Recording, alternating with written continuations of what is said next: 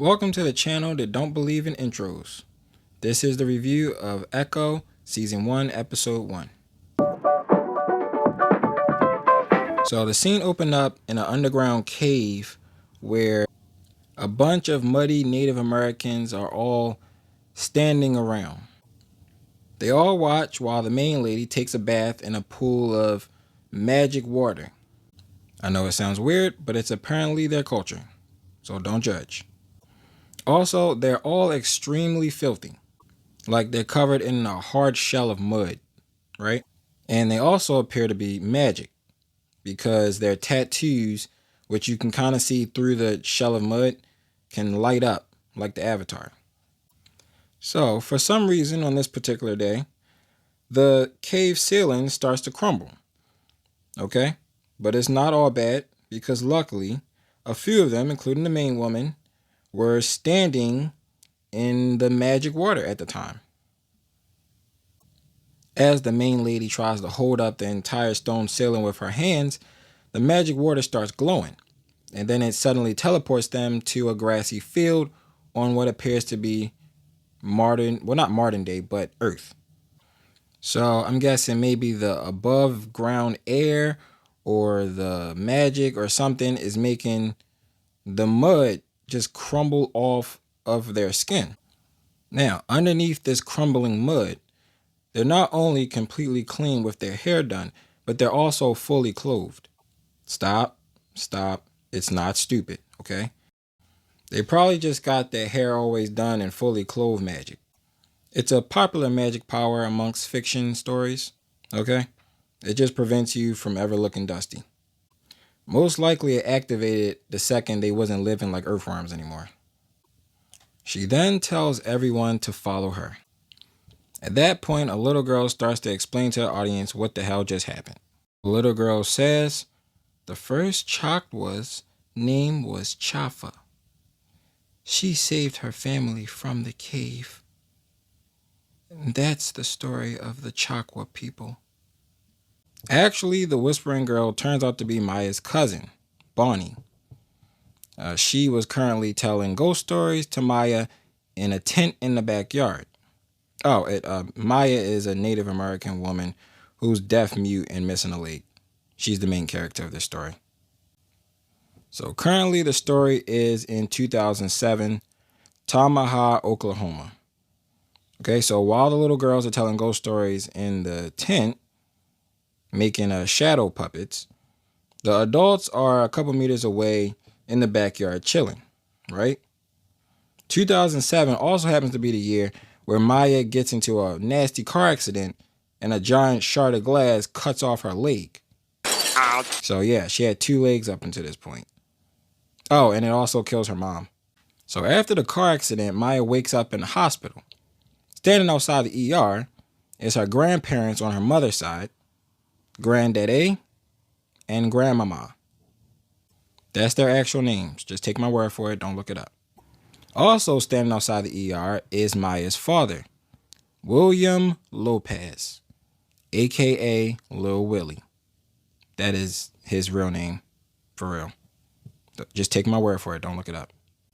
So Grandmama blames Lil Willie for the death of her daughter and says that, she always knew he was trouble because he's a thug, and that she warned her daughter to marry within the tribe. So apparently it's her mother and that side that are Choctaw. And I guess Lil Willie is just a Neanderthal. I don't know. Either way, it gets revealed that that car accident was no accident. It was a hit and run, as some form of retaliation on Lil Willie. Now, if at this point you're thinking that Lil Willie is like the crime boss of some sort of indigenous mafia, you are wrong, because that would be too cool for this show. The truth is that at this point, he's not much of anything. He's like a freelance thug. But he does say to Grandmama and Grandpapa that he got a job in New York. And that is where he'll level up to the leader of the tracksuit mafia. So, for those of you who didn't watch Hawkeye, the tracksuit mafia is the most goofiest goddamn gang in all of fiction. No, they're dead ass worse than Mudsie and Rocky. They're basically like Looney Tune villains. And they all wear a tracksuit and say bro. So, if you're thinking it doesn't matter, if you're thinking Lil Willie is not nobody important, and so it doesn't matter if he's a part of a goofy ass gang, you are also wrong. And you are wrong because these circus clowns work directly under Wilson Fisk.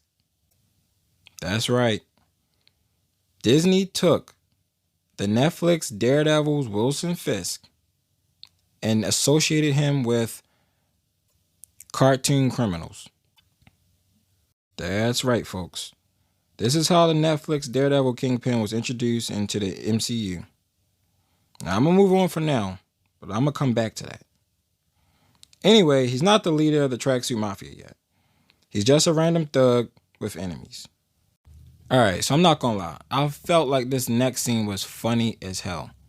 And the reason is because Lil Willie is taking Maya away to New York. Right? They're in the truck. They're pulling off. Standing in the driveway is Grandmama and Cousin. As they pull out the driveway, Maya is sad that Bonnie's not coming with him, right? So she's like, Bonnie too, Bonnie too. Bonnie comes too.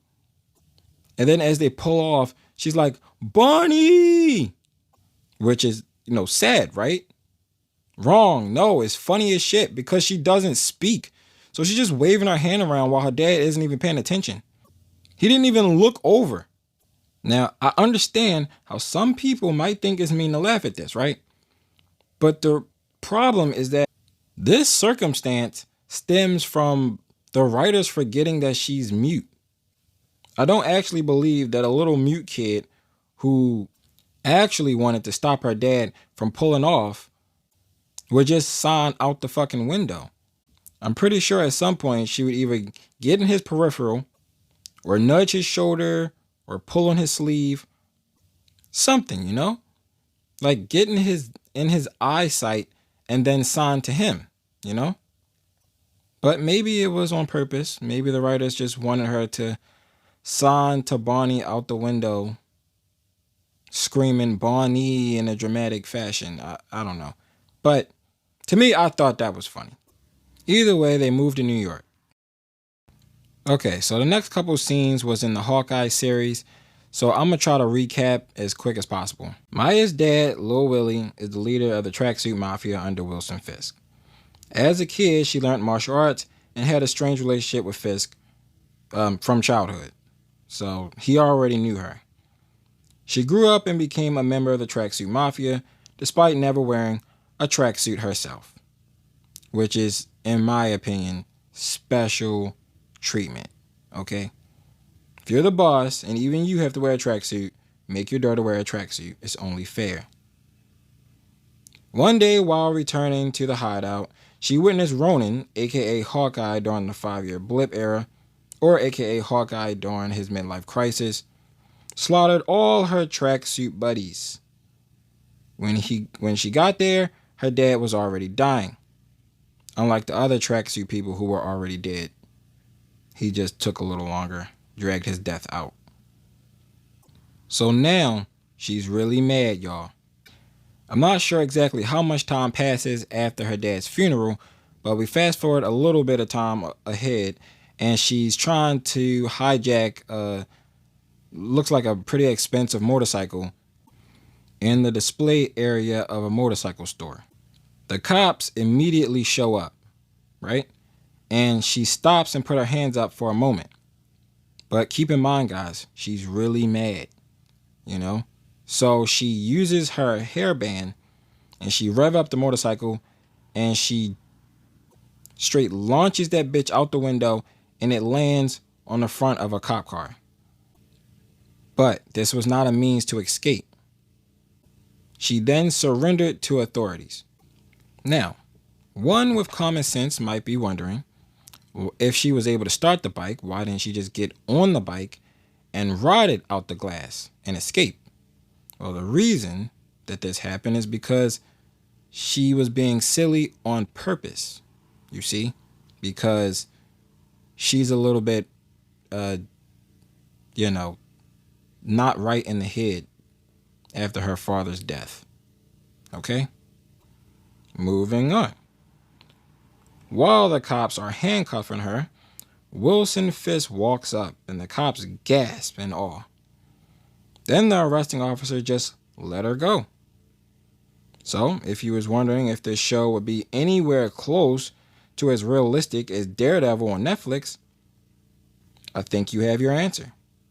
Fisk apparently runs the cops so bad that he shows up to a crime scene and assists a wanted criminal in escaping without any resistance from the cops. Shit, all of them assisted a damn wanted criminal. And they all should be arrested. A person of common sense might think, well, the writer could have just had him post her bail, like in so many other movies and shows and pieces of media. But no. Anyway, in the limo ride, Fisk offers her a job. Apparently, he sees potential in her. And I'm like, why? As far as I can tell, she don't got no powers at this point. So I was wondering at this point, why do Fisk want her so bad to be like his special hired gun? Why not find someone with 2 legs? Or a man with 2 legs. Or a man with 2 legs and working ears. He has access to these type of people. I'm sure he could find a man with 2 legs and working ears to be his special hired gun. In fact, would this not be a perfect opportunity to bring in some of the other lower level villains from the MCU? Like, oh wait, no, he got killed. Wait, no, but like, oh no, she turned to a good guy. But like, okay, no, he also died. He got blown up. Damn, Marvel, stop killing all your villains. But the point. Yes, the point. The point is that, from what I can tell, Maya has no superpowers. She knows martial arts. And if martial arts is such a goddamn superpower in this world, then why can't Fisk just pay to have all of his guys trained in martial arts? He has those type of resources. The point I'm making is that due to the events that just currently took place, I need a very good explanation for why she is so special. What is her powers? Mind you, she don't even have like a robo leg. She has a normal prosthetic. It's normal. She's basically just a handicapped Jessica Jones without the superpowers. Okay, she's shaping up to be the worst superhero ever. But let's move on to this job that he got for her. Now remember, Wilson Fisk in Daredevil was intelligent and definitely didn't own the police. In fact, he got arrested in that series. He regularly outsmarted the police and he paid off who he could. Okay, but he did not own the police. Just keep that in mind. On to this mission. Maya meets up with a couple of guys in a bar. Or actually, it's more like a club. The 2 goons are annoyed they gotta work with her, and I can see why. After getting past some pervy security, he decide, or the goon anyway, while standing out the meeting, to explain to her what the mission even is. The mission is to kill the guys in there because they're trying to move on Kingpin's turf. However, they don't know sign, and she can't hear, and apparently can't read lips either. So the only thing they actually communicate to her is that they'll be shooting some people once they get inside. Before I move on, I would love to give some praise to the actors. I think they did a really good job here. Okay, the 2 goons came off as seasoned and experienced, while Maya looked nervous. And I don't know the name of the actors who played Maya, but I do know that she does a good job at acting with her facial expressions. So I will give her that. Unfortunately, the direction is the issue. And I think that For the most part, she's just supposed to be angry all the time. But in this scene, you can see she is visibly nervous, and rightfully so. Because, well, you'll see why. Let's move on. So, let's recap. She gets groped by pervy security, and then they're standing outside the meeting where they're supposed to kill a bunch of people, and she just gets explained the mission for the first time. This scene, I think this is the one that got leaked as advertisement. Either way, this scene has a buttload of issues, so I'm going to list them off in order. Issue 1, and this one is a no-brainer. Fisk, who in previous scenes had an interpreter with him at all times for some reason, didn't explain the damn mission beforehand. As a result, issue 2 is born. And that is, Maya doesn't have a gun. That brings me to issue 3. Why the fuck would Fisk send 3 people, one of whom is deaf, mute, unarmed, and a one-legged rookie, to kill 7 guys, all presumably armed with guns? Issue 4 is a collection of nitpicks with the choreography, okay? So issue 4 is like 10 issues in one. But basically issue 4 is the choreography. And my problems with the choreography begins with the first move to open the fight scene. The big guy busting through the door, landing on the door in a room full of armed people. Okay? That's what he does. The door guy gets shot in the head. Big guy rams through the door with his body and lands on the door. So he's laying on the door on the floor. Surrounded by a bunch of armed men, and he's just one guy with one gun. That's how this fucking scene started. Okay, now realistically, they would need a flashbang or a smoke grenade to carry out a mission like this with only 2 people. But the last thing you want to fucking do is throw your body in the middle of everyone's attention just to shoot one guy, which is what he does. He shoots one guy. Then, as expected, in most Disney fight choreographies, everyone has to, forget how to use a gun, all conveniently, or a bunch of chaos starts to ensue. So the 2 goons are battling with the rest of the guys in what is mostly melee range combat. Yes, melee range combat. The 2 guys with guns, some of the other guys got guns, some of them don't for some reason. And the reason I say for some reason is because what you will see later on is that there are plenty of fucking guns in this area.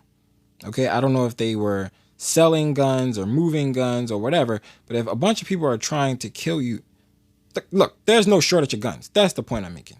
No one should be unarmed, especially not once 2 guys infiltrate your hideout. Just grab a gun and start firing. Anyway, this fight scene goes on for a little while.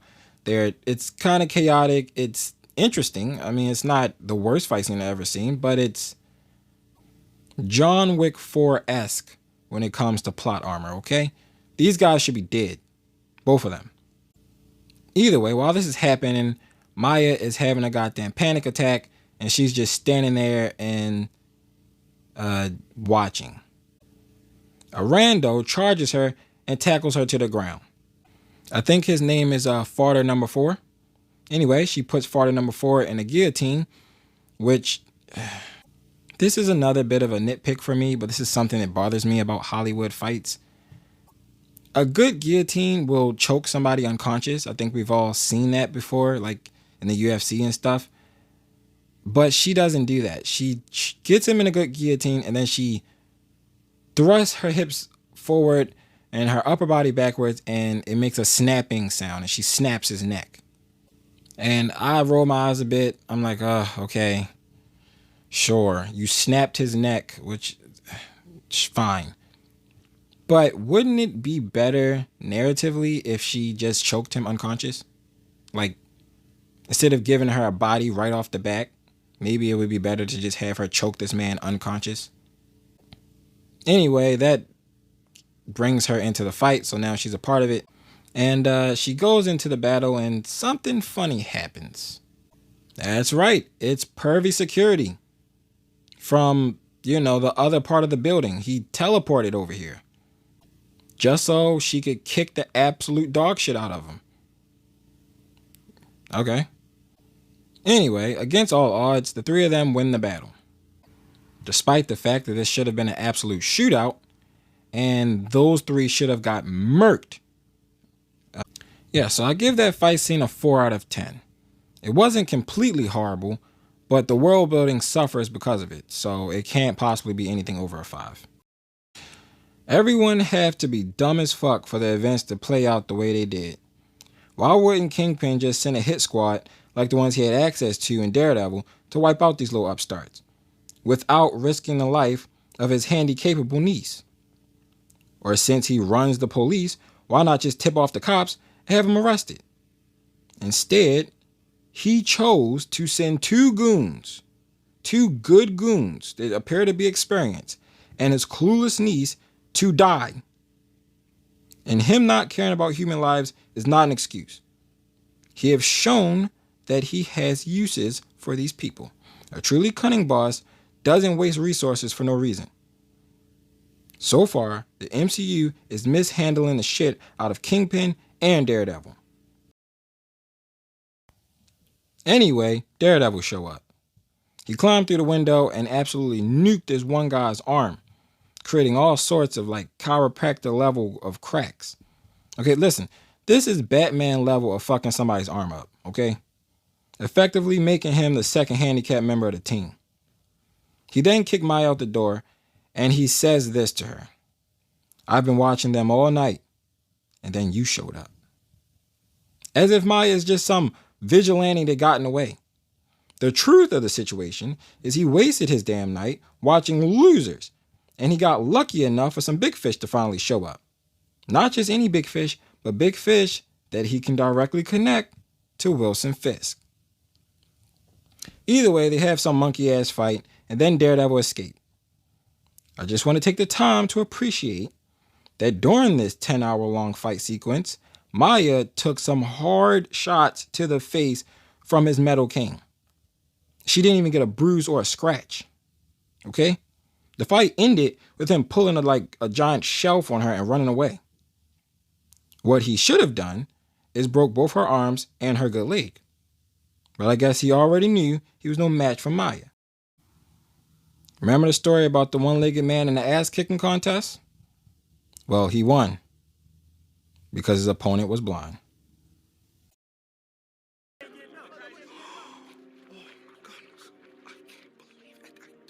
Dang, Granddad, you didn't have to kill him.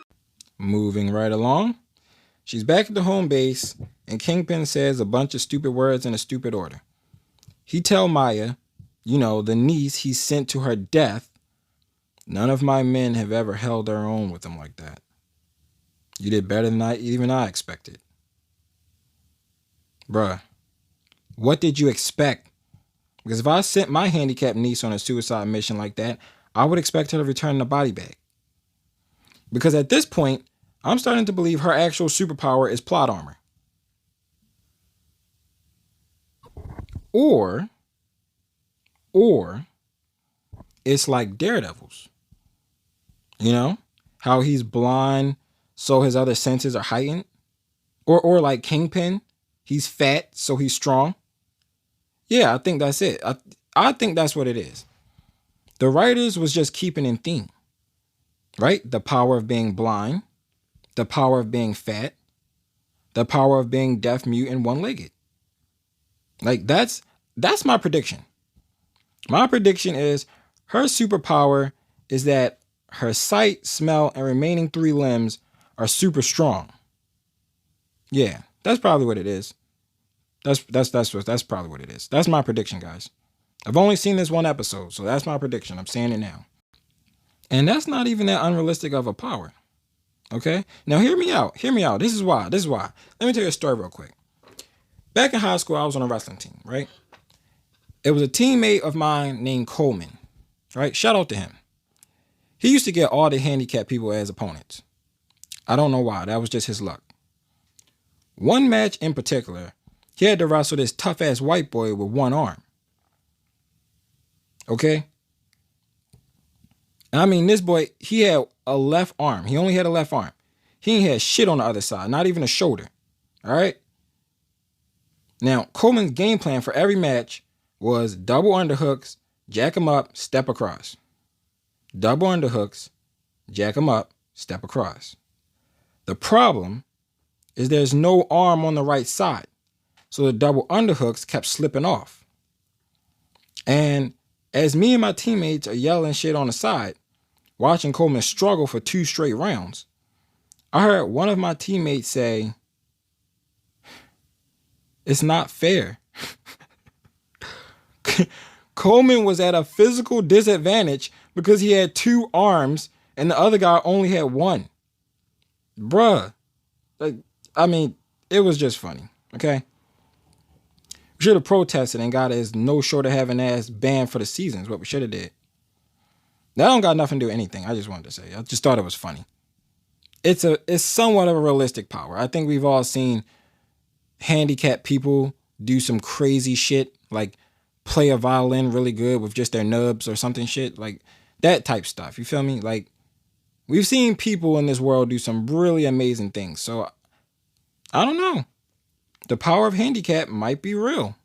But anyway, there's a little montage of her putting in some work for Fisk, and then her running into Ronan in the Hawkeye series.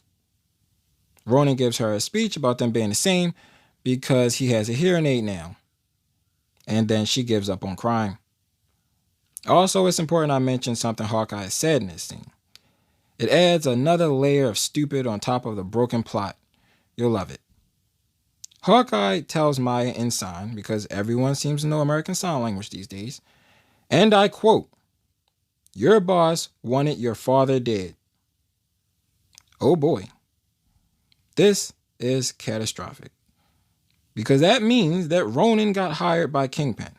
Or it means that Kingpin had plans to kill her father, but Ronan got to him first. Either fucking way, Ronan killed her dad. She saw that with her own eyes. Okay, she's deaf, not blind. Now, there's one way this works narratively. And that's if, like I said originally, getting a little speech from a complete stranger made her give up on being vengeful. But I was wrong, because that's not what they did. She didn't give up on being vengeful. She redirected her fury at Kingpin. You see the problem here? She still lets Ronan, the guy who actually killed her father, walk away. So she didn't give up on being vengeful. She just gave up on taking her vengeance out on the guy who actually killed her father, because he said one thing to her. Anyway, at the end of that series, she shoots Kingpin in the face. So, yeah. That was Kingpin's introduction into the MCU, you guys, if you didn't watch. Our hero has been killing since the story started. You know what she hasn't done yet? Saved anybody. And that's if she's even meant to be a hero, honestly, because I have no idea who Echo is. Anyway, 5 months pass, and she returns to her grandmama's house. She reunites with some dirty bastard who's living there at the time, and I guess he's family or something. And then she sees that her cousin Bonnie is a firefighter. She goes to the skating ring, and for a moment I got excited because I thought she was going to go to the skating ring, get her some skates, get her little handicap skates, skate around the ring, and just close her eyes and meditate and just relax. You know? Signifying that this is something that this particular character likes to do in order to set her mind at ease. But no, she's way too mad for that. She's only at the roller ring to meet somebody, not to skate. I mean, it would have been a nice little bit of personality to add to her, but whatever. Anyway, she meets this guy, we're going to call him Skate Man. One, to get her wound fixed, because she was wounded in the fight with, I don't fucking know, something in Hawkeye. She got wounded. Anyway, she gets her wound fixed, and then him and her go up to a tower where she asks him for a train car, right? Now, what they're looking at the time while they're talking about this is they're looking at Fisk's shipping business. And basically, she wants to do something that would negatively impact his shipping business using what I assume is her cousin's train car. because he has those. He owns a. This dude is a baller. I don't know who this guy is, but he's a straight boss. He owns a roller ring. Or I guess maybe he's the manager at the roller ring, and then he has train cars. So that's pretty cool. But yeah, he disagrees because he says he's not going to bring a war here. Here being to his home around his family and loved ones, which ironically enough are also her family and loved ones. But she don't give a shit. Maya doesn't care. She has the power of handicap. You don't see that sign in her window? She could park wherever she want. Fuck you mean. Anyway, this is giving me Boba Fett vibes. She said it's time that she was the queen. She wants to take over his empire. And you don't do that by having no resources and going to war with it by yourself. I don't know how these writers think these things work, but this ain't it. This is wrong. Okay? You get an F+. Anyway, Skate Man says no. He climbs down off the tower. And then we get a nice little shot of Wilson Fisk in the hospital. And it turns out that the power of Fett is OP as fuck, because all he has is one little bandage over his eye after being shot in the face at point blank range. So yeah, that was episode 1. So watch for yourself and see how you feel about it. That's all. Peace.